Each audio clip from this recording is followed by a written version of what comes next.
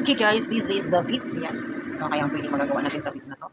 So patayin lang natin yung ingay. So angatin lang mikos-mikos sa ating kamay guys. Malinis naman yung kamay ko guys. Kanina lang naman ay umawak lang yung kayo.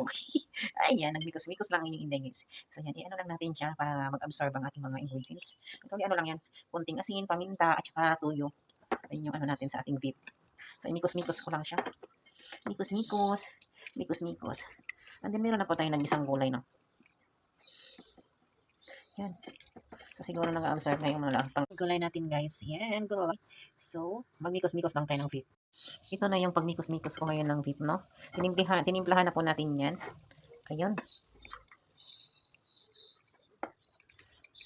Natin lang natin kasi absorb yung mga panlasa doon sa ilalim. So, ayan. Babalikan ko kayo pag na-okay na, guys. Ayun. Meron tayong paksiw. O, diba? Yung paksiw ko na yun. Ang sarap-sarap yun, guys. Of course, ready na rin ang ating alaman. Yan. Ito yung pinaka-the best dito. Kaso lang, hindi ko alam kung paano natin nilutuin. Kasi wala ko ibang regalo siguro. I-ano ko na muna siya. Igisa ko siya. Sabon ko na lang siya ng carrots. Ayan, carrots ang ilagay natin, guys. So, yan. Thank you for watching. Yan. Watch me until the end of my vlog. So, ayan na nga, guys. Luto tayo ulit. So, yun. Ano muna tayo? Ito muna natin yung carrots natin. Tapos ito ay deep. Ihaluan na lang natin siya. Actually, dapat patatas kasi wala kaming patatas ngayon. So, ayan. Carrots with deep na lang. Wala din kami ibang ingredients, kundi ito lang din siya. So, na-marinate ko rin naman na. So, ayan. Sila na mag-adjust. Kasi kulang siya. Narikado. Ganun sila dito, walang regalo. Ito sa bahay namin ha. So ayan, i-ano ko lang, lutuin ko lang ng ano yung carrots natin. Tapos tanggalin natin, tapos isasalin natin ng ating dip.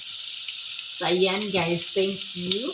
Thank you for your watching. This is your Beth Boy. Bye!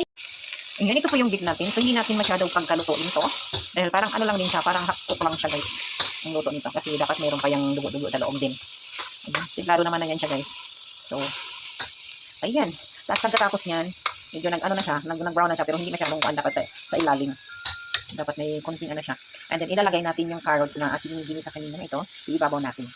So, ayan. Hindi na siya. Wala na ibang itinta dyan kasi natimplahan ko na. Yun lang po talaga. Yung gagawin natin, guys.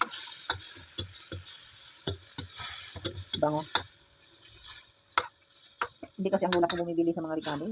Kaya ano, may kulang sa luto ko. Kita yung mga Pinoy mahilig tayo sa mga Ricardo, di ba? So, ayan. Thank you for watching, guys. So, ngayon, ikuan ko na.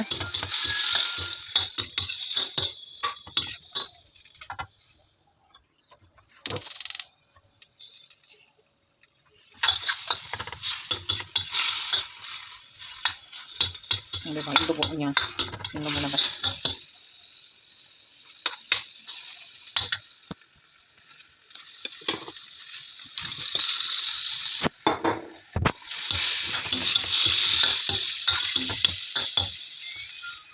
Titikman natin yung